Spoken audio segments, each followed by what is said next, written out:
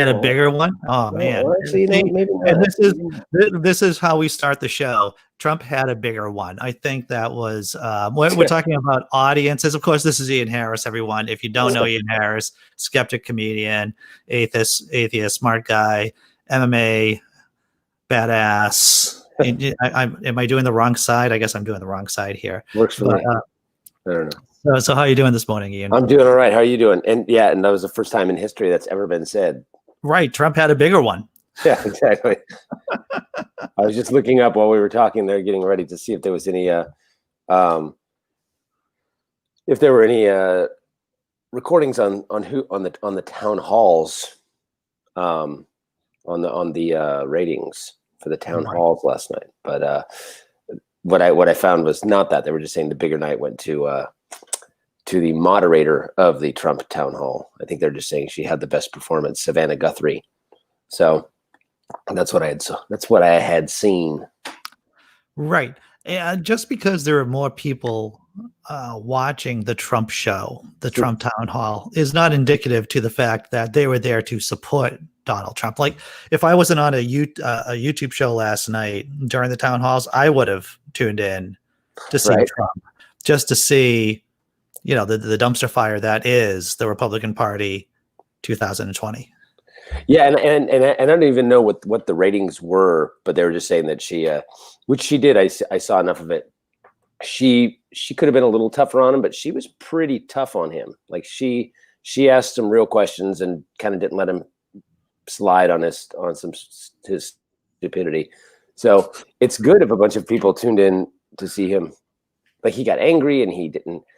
Somebody described it really well. I watched all the analysis of it. And it was like somebody said, it's funny that they're getting all the shows are getting like, they always have a couple people on the panel, and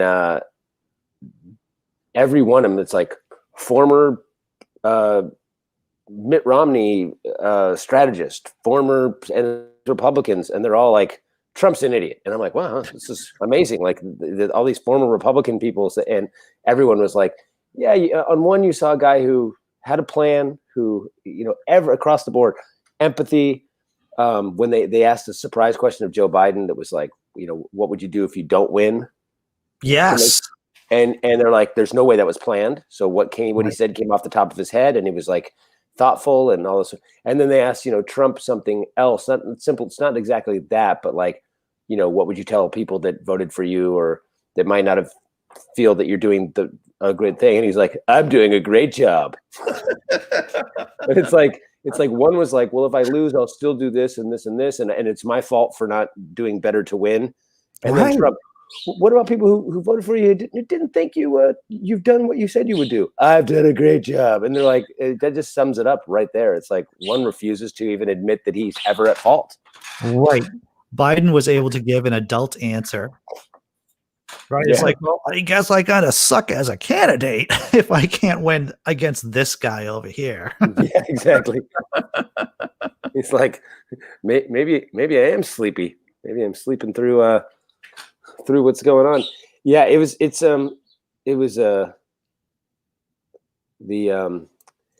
don't know.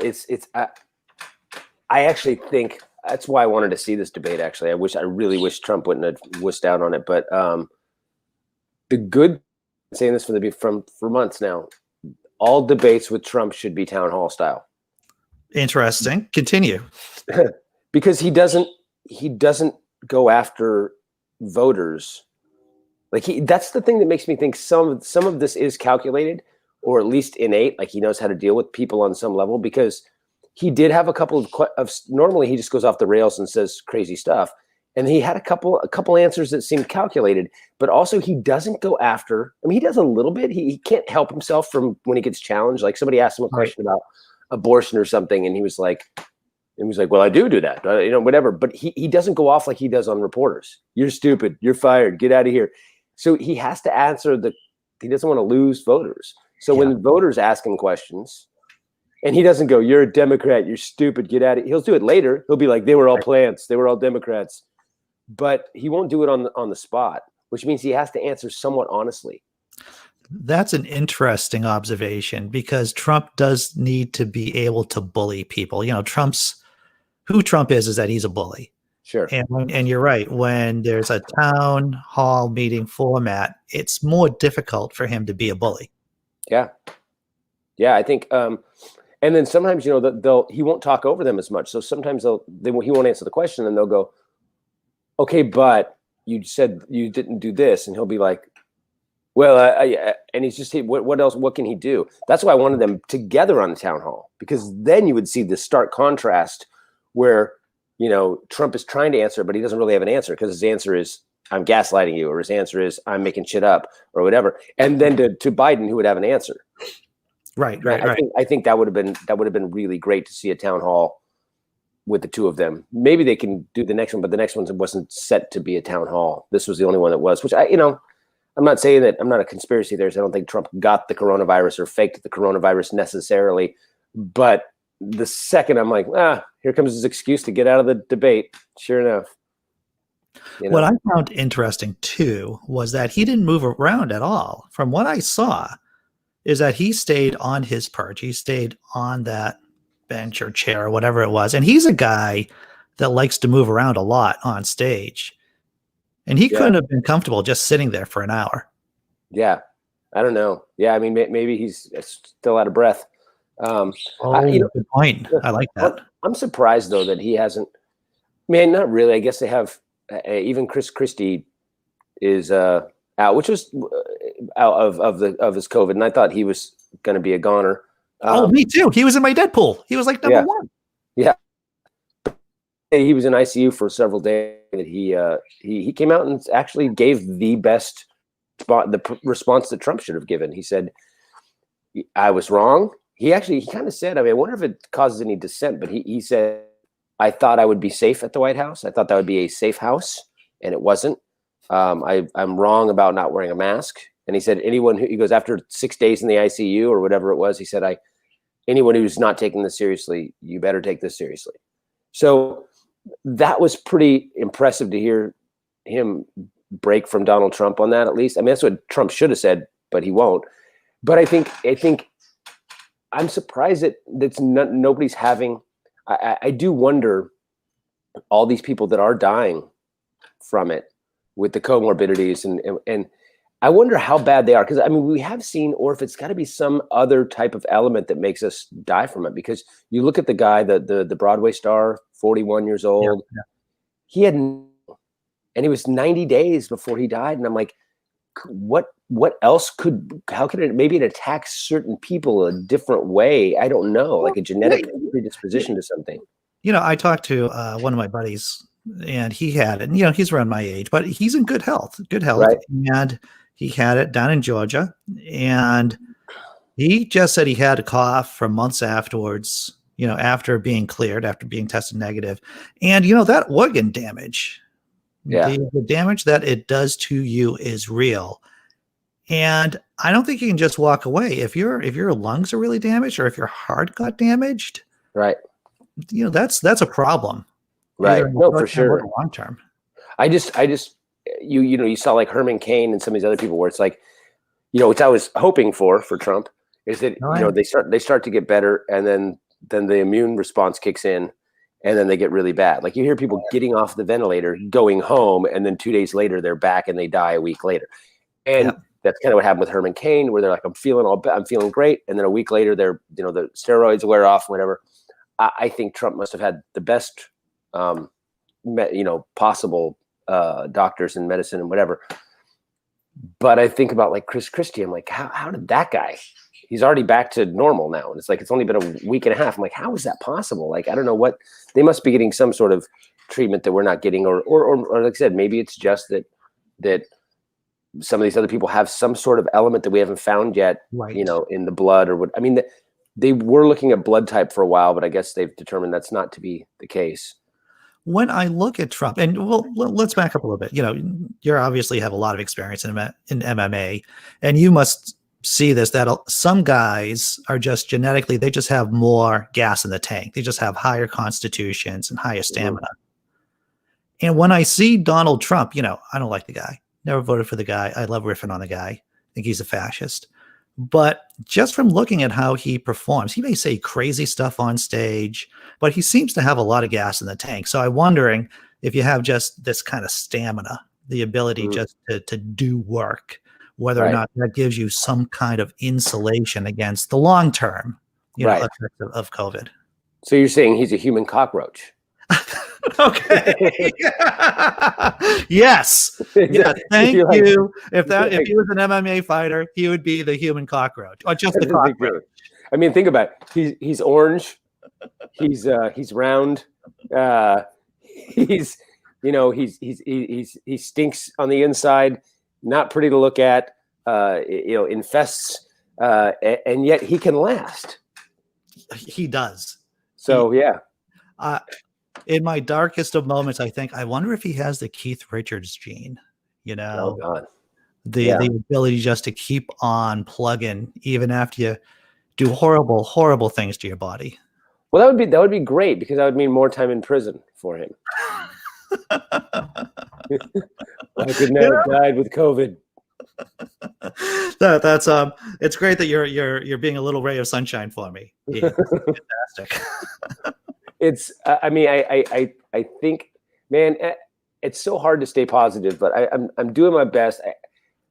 I don't like, I've been watching all the polls. I've been, I've been talking about, I've been really watching the polls, and I see like all the analysis again of like why Biden is doing better than Hillary. But then I keep seeing these ones thrown in where they're like, actually at this point, 4 years ago, Hillary was up by a half a point more in Wisconsin and in Michigan. And I'm like, and then I see another analysis go, yes, but she had 44%. Trump had 39. Biden now has 52. Yes. So that 4% is or he's got a 9%. So there's not enough in the margin to get Trump over to 51. It's not going to happen, whatever the deal is. And there's only a smaller sliver of undecided, and there's still third party, and they're looking like, look at where women were, look at where undecideds were, look at where all these factors were last time compared to now, and the certainty and the people early voting.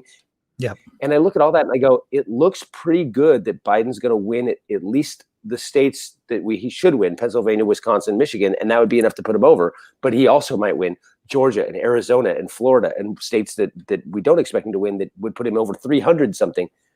But man, then I still see, these pundits going, yeah, but and I see all this stupid stuff with the Rudy Giuliani and I know how dumb people are and how short term their memories are. And I go, is there going to be a shift? And is he going to another freaking win last minute? It's making me have heart palpitations every day. Yeah, dude. It is very easy to get yourself really, once you start drilling into the numbers, there are things that will make you feel good. Mm-hmm. And then there are things that won't make you feel good. Last time in like 2016, 538 had Trump winning, or a possibility of Trump winning like 30% of the time. And 30% is pretty high when you think of it, right? Now they have them. I just checked the poll today, and it was like, because this is what I do sometimes several times a day, Ian, and I think it's a problem. I think it's a problem. I do this. I do the exact same thing. I check every poll like 3 times a day. See if there's new information. Right. So I think they have him at a 12% chance of winning, but that's still 12%. Right. Yeah. Yeah, it's still 1 in 9. Right. I mean, that's right. That's still a lot. Yeah. I mean, and I think, I did see that his chance of winning the popular vote was like only like 3% or something like that. And then, but winning the electoral was like, some polls had him around 10. I mean, the other thing is that a lot of the polls I'm seeing are averages of 5 or 6 polls, and he's still up 12 points. Yeah. Dude. And winning by 4 or 5 points in places like Arizona. I mean, I also think that I think the other factors that people who are the naysayers or doomsday doomsayers, I don't know, that those people, I think a lot of it, they're not looking at the fact that there was so many undecideds last time. The hate for Hillary. Yeah. There were a lot of people that didn't vote. They said this year the voter turnout is already way higher. 2016 was a really low voter turnout. There are people lining up where I am to go vote. Yeah. And then you have also the fact that we didn't know people were like, hey, maybe Donald Trump will mix it up. Maybe he'll be not a politician. Maybe now we know he's the biggest politician of all time, and he ain't mixing anything up. The only thing he's going to mix up is his basket of deplorables. So I feel like there's fewer intangibles in that'll go, okay, these undecideds are going to go to Donald Trump, whereas this year the smaller number of undecideds might be split. Yeah. But even if 90% of them go to Donald Trump, it's still not enough right now for him to win. I totally agree with that. In 2016, it was like, Clinton was up by 4%, and all of a sudden in 4 states, that 4% of undecided got him over the vote by 20,000 people. Yep. And it's like, yeah, I mean, it's hard to imagine that more people that he's gained any new followers. I mean, he's gained a few. I know a few, but it's like, it's hard to believe. I think the Trump campaign is probably bleeding a lot of those Democrats. You know how you had Reagan Democrats back in the day. They're Trump Democrats, and I think that currently the campaign is bleeding those people. They're gone, and they're not going to get them back. Right. I hope that's true. And also I think that that we have this thing with Trump too. I guess, like I said, I don't see any real new voters going to Trump. I mean, I guess there are a few, but I guess the biggest thing too is that if we can get the Senate, then even if he does win, at least we've got a check in there. And that's, I guess I'm almost more worried about the Senate. It's looking good in a few, but people keep saying we need 4. We actually need 5 because we're going to lose Doug Jones in Alabama. Yeah. That's obvious. There's no way that Doug Jones is staying on. And it doesn't look like we're going to get Amy McGrath. I just don't know how people still vote for McConnell. I just don't understand it. Have you seen him laugh? I find that to be the most disturbing thing in the world, watching Mitch McConnell laugh. Yeah. I mean, so it's like, I don't know why that's one thing I would do. Like, that's what I was going to say too, is that Biden they said he's outraised him so much. He's got $383 million. I'm like, I would literally run an ad on pick 6 states, and I would run a Biden ad on every show, every hour from now till the election, and run one about COVID, run one about the economy. Oh, yeah. I would just run one about how he hurt in Iowa, about how he hurt farms with this, anything like that to shave off a few people. And I would also take some of that money and do it. They need to, and they're not going to. Maybe I should run a campaign.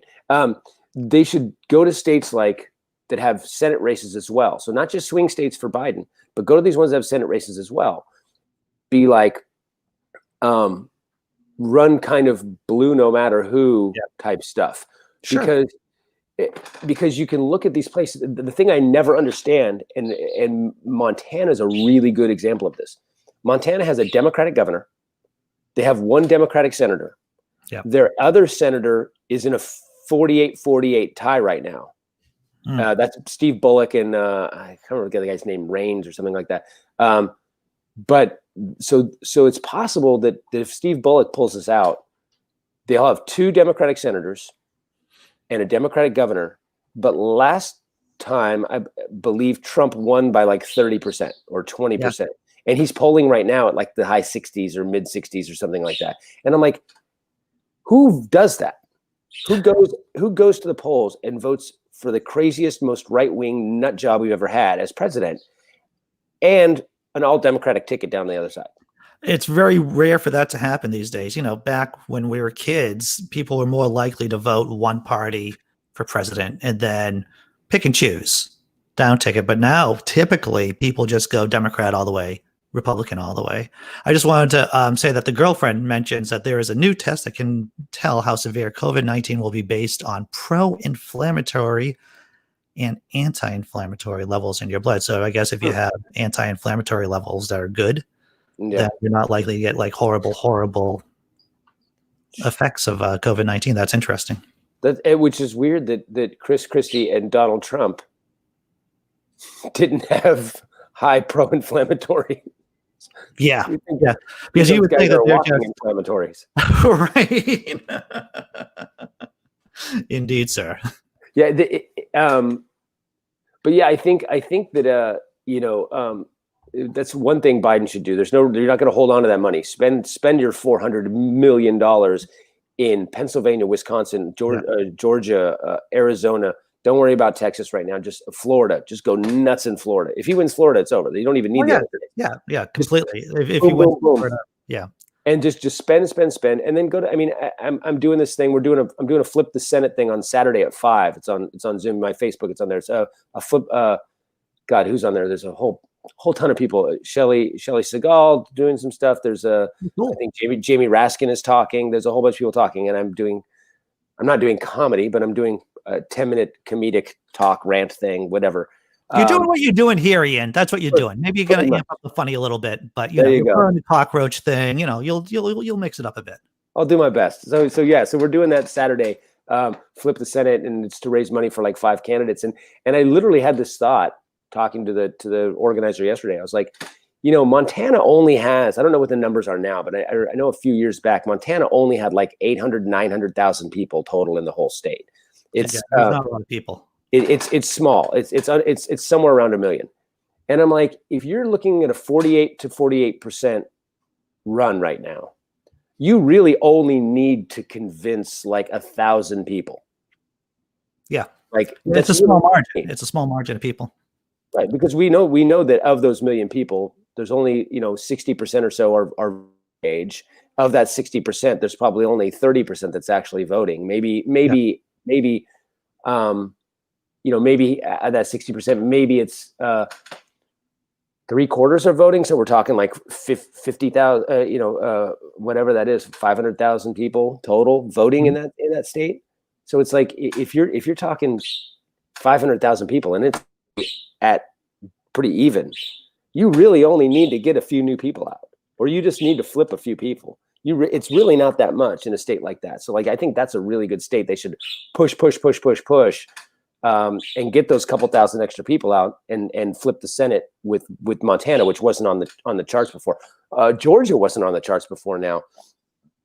North Carolina, Tom Tillis was looking like he was going to win and was polling pretty even. And then they tried to do the fake thing on or the sexting. Right. Yeah. It's interesting about 4 points. How did it affect him? Did it bring it down 2 points? He what's his name? Why am I drawing a blank with the C? The Democrat in the race in North Carolina. I wish I knew off the top of my head. But I know who you're talking about. He was busted for doing the sex or right. He's up now 4 points. Oh, hey, what I heard on the 538 podcast is that when partisanship gets so high, scandals don't matter.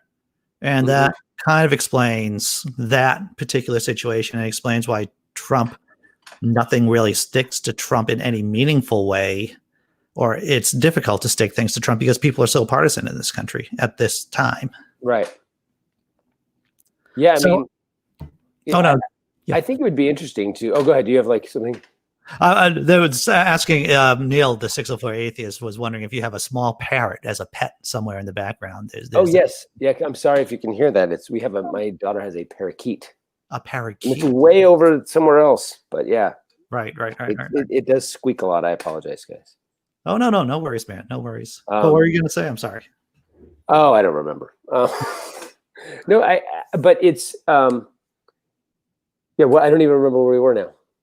Okay. Yeah, something about North Carolina sexts and the fact that when things are so partisan. Oh, the partisan stuff, yeah. When something is so partisan, when the country is so partisan, scandals really have little to no effect on races. Yeah, and I think that's partly just the Trump effect too. But yeah, yeah, it is extremely partisan. I was going to say, at some level, I think it would be kind of interesting. It'll never happen, or at least won't happen in our lifetime. But this could, of course, be coupled with ranked choice voting. Yeah. But even without ranked choice voting, it would be nice if they just got rid of the names of the parties and came up with new names. So you had to come out and go, hey, we're rebranding. There's no Democrat and Republican. There's no left and right. We're not going to call it that right now. Just as a thought experiment to go, okay, here's what each person stands for. Right. Because I find that with like, the super progressive. Are you trying to say that we should rebrand political parties with emojis? That's it. The one's handing out money and the we all know what the Republican emoji would be, what? right? It's like that big pile of poo there. Exactly. That's what it would be. Yes, exactly. That's stealing all your money. But Yes. because the perception, it's so weird when you talk about people, I've seen the perceptions where, first off, people think Republicans, to this day, they think Republicans are better with the economy, despite the mounds of evidence that show that that's not the case. It's so frustrating. It's just so because they say, I'm a fiscal conservative and I worry about money. No, you worry about your own money. You're not worried. Just because you're good at stealing money and saving and hoarding doesn't mean that that's going to translate to the country. In fact, the opposite is true. That's not how you get a government working. But also, you just like people think that Donald Trump is. There was one of the polls that I saw the other day that they did hundreds of different topics. Ask people, what do you think about this? This many Democrats thought this many Republicans thought this, total numbers of people thought this. And one of the ones where Trump was beating Biden was that they think that Trump is more for the people. And I'm like, what possibly could ever indicate that he or any Republican is for the people? Their platform basically says every man for himself, he with the most toys wins. How could for the people? They are openly against unions. They're, and it's like, sure, the Democratic Party has not, we've gone more toward, that's one of the big things that they've screwed up on is we've abandoned a little bit, at least talking, not in policy necessarily, but in talking, we've abandoned the working class. Yeah. So but the Republicans have not embraced the working class at all. They don't care at all about the working class. The Democrats still do, but we've gone more with the Whole Foods left-wing liberal, two coasts liberals. That's who we've gone at. And now that's the perception is that, you hear Republicans say, oh, you liberals, you rich liberals. I'm like, rich liberals. When I was a kid, white collar crime, everything, it was always Republicans. Rich was Republicans. Yeah. That's why they're good at the economy, because they're rich. So how is it now that the left is the elite rich people? It's all branding. And it's completely branding. Yeah. And it's like, if you ask people on policy, they're like 90% aligned with the left. These like rural voters, but they're uneducated. You look at the biggest numbers. It's white, it's uneducated white people, and it's rural voters. Those are the only ones that are saving Trump and the Republican Party now.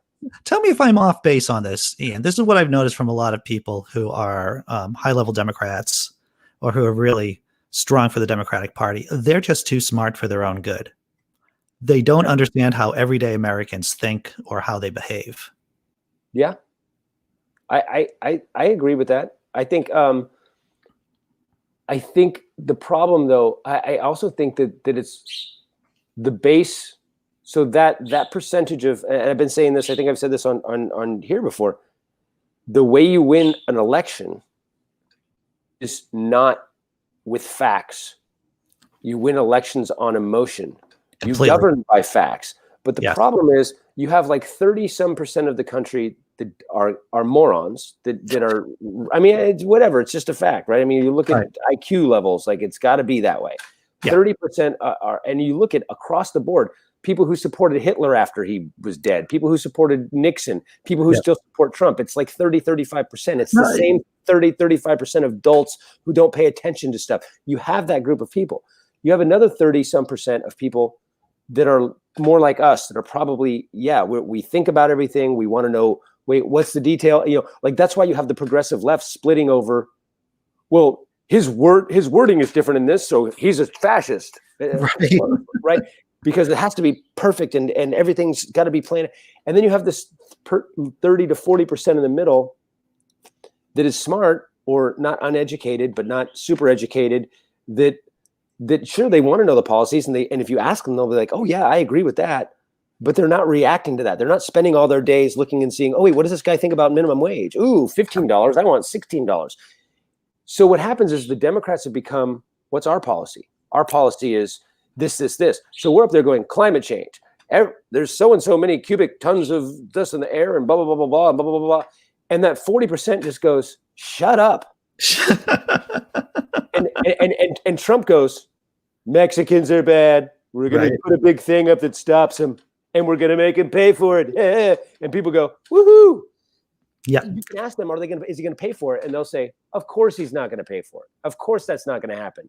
They don't even care that it's going to happen. So I've been saying forever, what we need to do is just, what Obama did, hope and change. Hope and change. Honesty and integrity, get rid of corruption, blah, blah, blah. Just these buzzwords, and we do this and we do this. And we say the environment, future for our children. We can say these things. And when they go, because the Republicans always like to go, how are you going to pay for it? How are you going to fix it? And then the Democrats fall in the trap of going, well, if we tax, don't answer the question. The most important thing you do is that you don't answer that kind of question. You just come up with another buzz line, like 1,000 points of light, morning in America.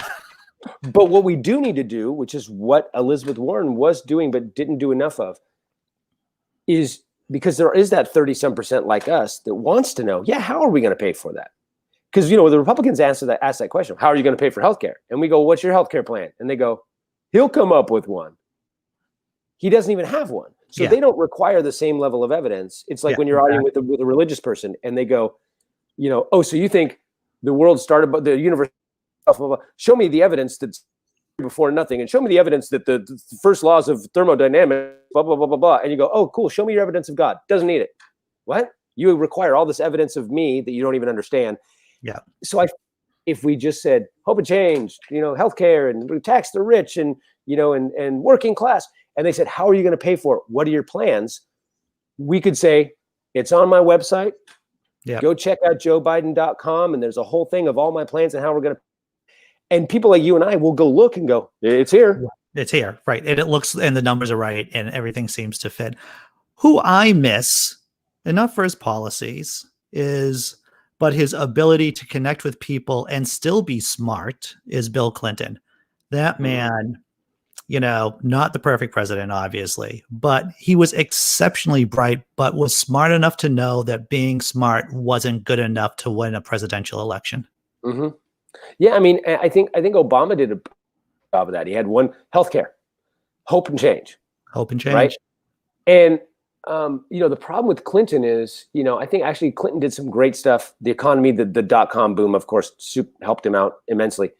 But he also did some things that hurt the middle class. Like he was kind of like the guy that started Democrats moving away from some of that stuff. Like he was pro-union and all that, but they, NAFTA and a few other things probably hurt typical Democratic policies, and we're a little bit more right-leaning by today's standards than we would have, than I would have liked. Oh, I'm with you on that. But in terms of being able to connect with everyday people, without talking down to them, I thought the man, that was his singular genius, to tell you the truth. No, he's super charismatic, and it's funny to this day. You ask a lot of Black people, it's really funny. It's like a running, but a lot of Black people will jokingly say, "Wait, no, Bill Clinton was the first Black president." That's like a running trope throughout. Like I have a lot. Yeah. The man had tendencies, Ian. The man had tendencies. But I hear that a lot. I have one of my fighters. His name is Michael Jackson. That's his real name, Michael Jackson. His real name, yeah. And he cracks me up. He sounds and looks. He looks a little bit built like Chris Tucker. Sounds like Chris Tucker. Talks like Chris Tucker. Like so much that I'm like, are you trying to do a Chris Tucker impression? But like everything he says is, oh man, like it's just very much Chris Tucker. But he always says to me, he goes, Coach, you're the greatest white man I know, other than Bill Clinton. He always says that. He goes, and I'm like, what is the fascination with Bill Clinton? But the thing is that he connected with so many people, and he connected with different races and socioeconomic. Different, like he connected with a lot of people. He never came off like, even though he was kind of an elite, he never came off as an elite, really. I don't think. He never did. I was always super surprised at how, I never understood this, but this has been since 1996 or whatever. The hate for Hillary, I don't get. And the weird thing is the hate for Hillary started because of the Monica Lewinsky thing. That was it. Like, I remember back then going, wait, so you hate the wife? They'd be like, oh, that stupid bitch, da, da, da, da, da, da. And you're like, wait, you hate the wife because she stayed with him after he cheated on her? So that's why she's the bad one? Yeah. Like, that I never understood. And then devolved to, she's this in a powder blue pantsuit who can murder people with old age with, this weird thing where now she's this mastermind of the Clinton family. And it's like, Bill Clinton was seen on Epstein's plane, so Hillary must have killed Epstein. What?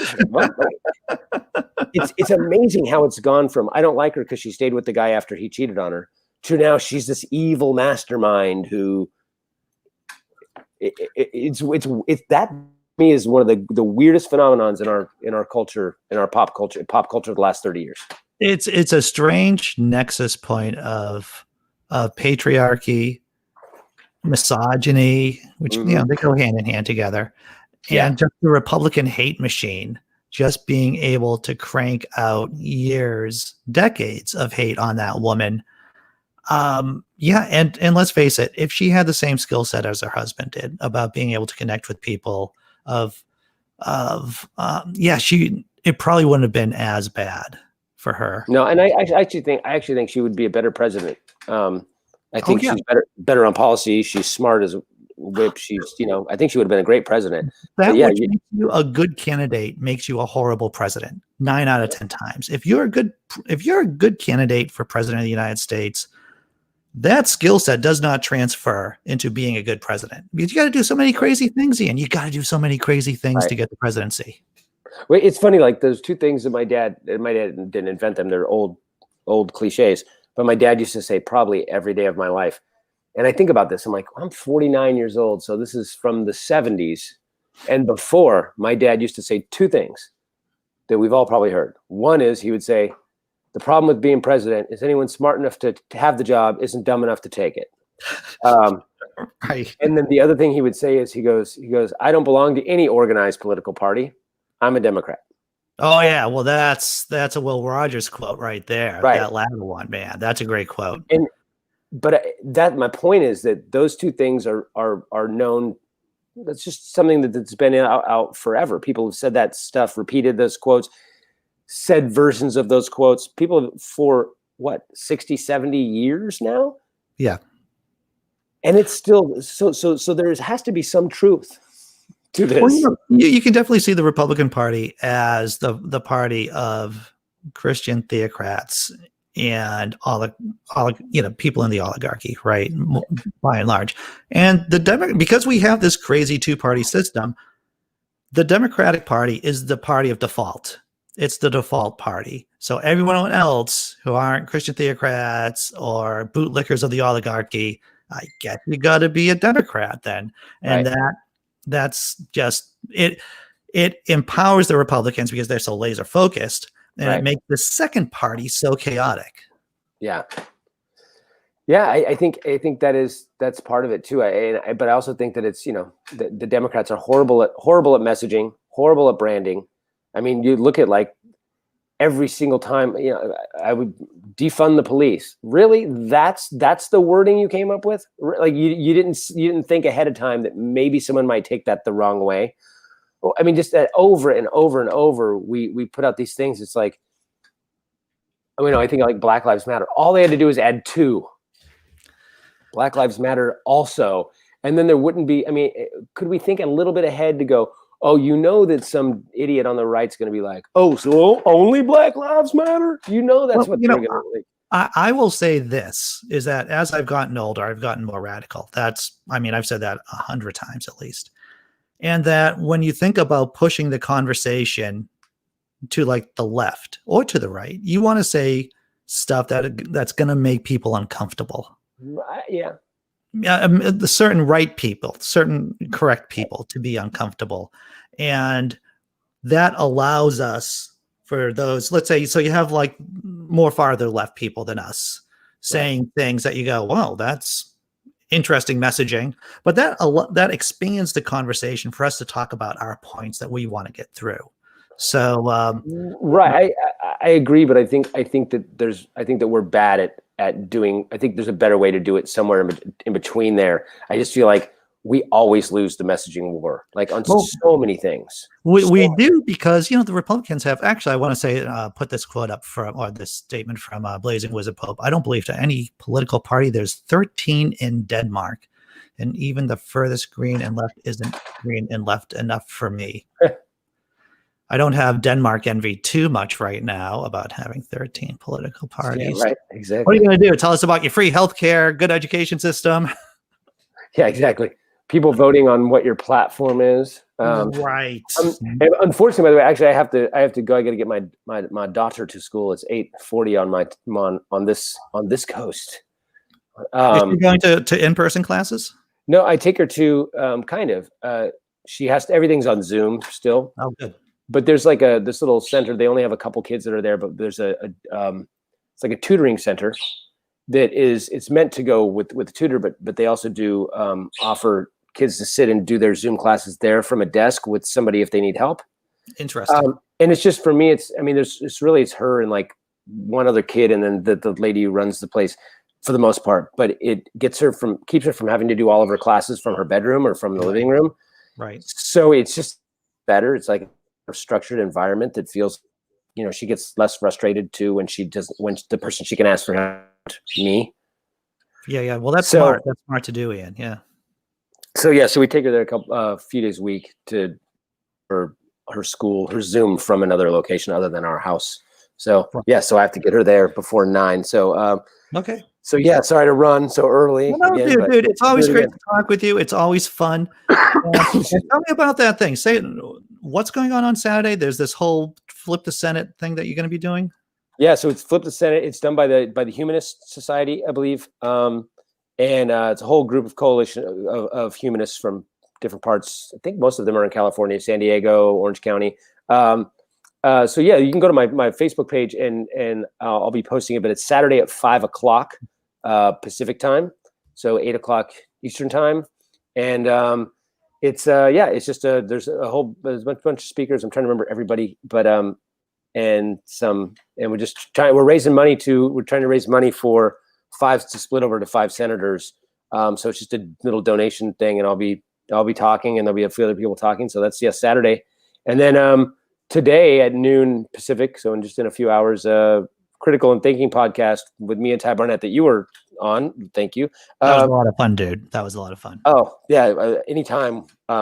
Today we have Richard Carrier on, and we're going to talk about maybe some historical Jesus stuff. So much to say about Richard Carrier. Yeah, so much to say. But he knows his stuff when it comes to. That you're right. He knows what he's talking. He knows his material, and so that's a good enough reason to talk to him. I want to talk about some Jesus, maybe some history of politics and the third or the Hitler, things like that. We're going to talk about a few different things in history today. So fantastic. Sounds like a great show. Well, brother, thanks for coming on. Yeah, my pleasure. Thank you for having me. See you. And thanks for everyone in the chat.